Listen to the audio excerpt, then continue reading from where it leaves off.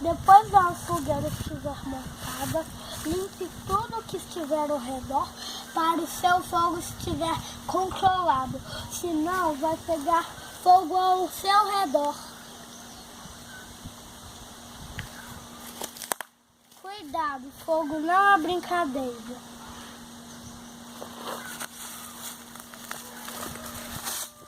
O que é isso, Davi? É uma cabana, mamãe. Quem que fez? É o papai. Por quê? Hoje vocês estão numa floresta? Não, a gente está numa floresta de bambu. Fazendo um treinamento? Treinamento de quê?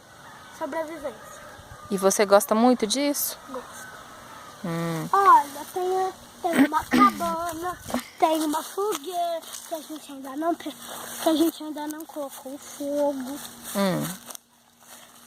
E eu tô continuando. Ok. Ô pai,